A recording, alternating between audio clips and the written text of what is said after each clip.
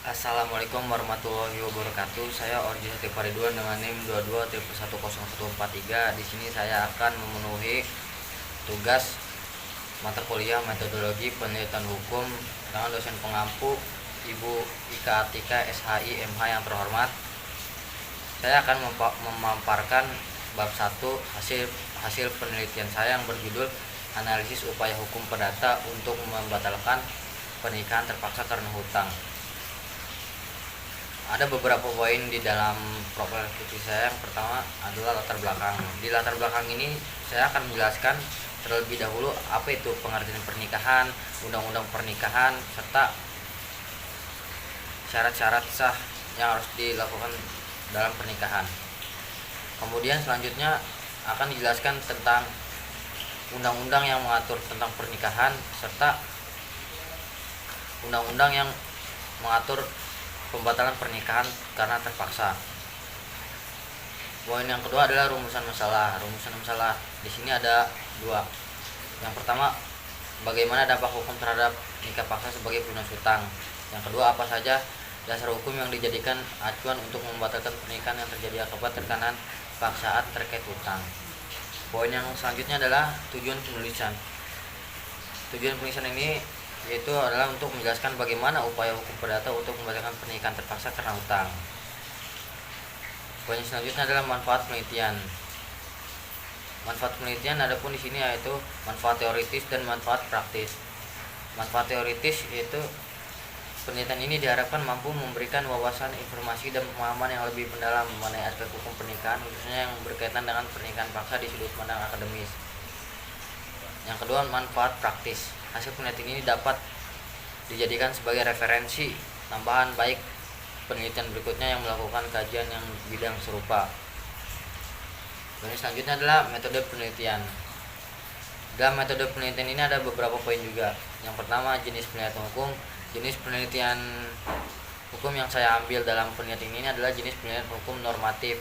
Metode ini akan menganalisis norma-norma hukum yang berlaku terkait pernikahan yang terpaksa akibat utang. Yang selanjutnya adalah pendekatan penelitian hukum.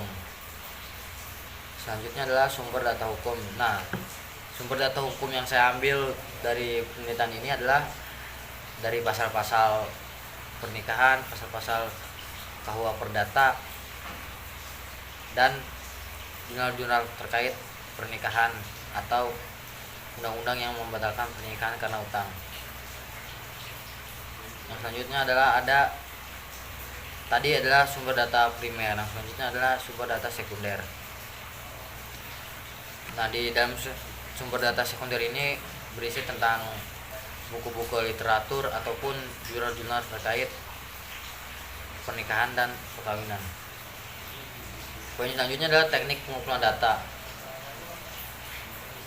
Di dalam teknik pengumpulan data ini saya mengambil yaitu studi kepustakaan yang menganalisis kitab-kitab undang hukum perdata, khususnya pasal 1320 tentang syarat sahnya perjanjian.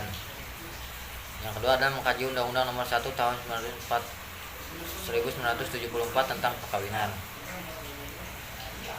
Ini menelusuri buku dan jurnal yang membahas tentang prinsip dasar perkawinan, pernikahan terpaksa, serta hak kewajiban pasangan yang melibatkan faktor paksaan atau hutang. Yang kedua itu dari akses internet. Penelitian ini adalah dengan mengakses situs web, jurnal daring, dan sumber-sumber lain yang relevan dengan isu yang sedang saya teliti. Yang kelima adalah teknik analisis data. Poin yang kelima adalah teknik analisis data. Analisis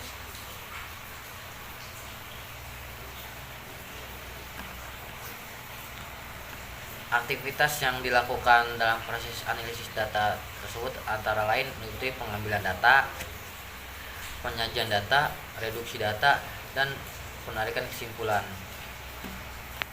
Poin yang selanjutnya adalah penelitian terdahulu yang relevan.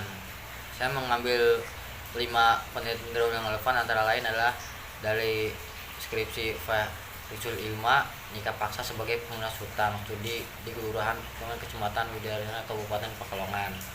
Yang kedua itu dari Swedi Din Siregar yang berjudul pengaruh pernikahan yang dipaksa orang tua terhadap keharmonisan rumah tangga ditinjau dari hukum Islam. Studi kasus di Desa Manggis, Kecamatan Lubuk Sutam, Kabupaten Padang Lawas, Sumut. Yang ketiga adalah Suryani, sistem utang piutang dalam pernikahan masyarakat Kanang, Kabupaten Buleleng, Mandar. Yang keempat, Anaya Alvira, analisis praktik perkawinan paksa karena adanya hak kibar wali pada masyarakat Kecamatan Kelubang 3, Kabupaten Pide. Yang kelima, kawin paksa atas keinginan orang tua, perspektif hukum Islam, studi Kelurahan Parit Benu, Kecamatan Meral, Kabupaten Karimun. Itu dari skripsi Tengku Cinta Aulia Dewi. Nah, poin selanjutnya adalah kerangka pemikiran. Dasar pemikiran pertama berkaitan dengan teori hukum pada yang mengatur tentang syarat sahnya sebuah pernikahan serta prosedur pembatalannya. Dasar ilmu pemikiran kedua berkaitan dengan fakta sosial, mencerminkan fenomena pernikahan yang terjadi karena paksaan akibat tekanan ekonomi seperti hutang. Dasar pemikiran ketiga berfokus pada hasil observasi terhadap kasus-kasus yang terjadi di masyarakat di mana pernikahan dilakukan secara terpaksa akibat faktor hutang. Poin selanjutnya adalah sistematika penulisan. Yang pertama itu bab 1 meliputi latar belakang, rumusan masalah, tujuan penulisan, manfaat, penelitian, metode penelitian yang relevan, kerangka pemikiran. Yang bab kedua penjelasan mengenai pemikiran secara umum, tujuan pernikahan, pengertian pernikahan paksa dan syarat hukum pernikahan.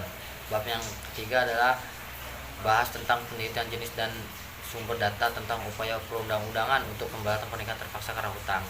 Bab yang kelima adalah bab ini akan membahas kesimpulan dari hasil penelitian yang telah dilakukan. Mungkin cukup sekian yang bisa saya paparkan mengenai bab 1 proposal skripsi yang saya analisis. Kurang lebihnya mohon maaf. Assalamualaikum warahmatullahi wabarakatuh.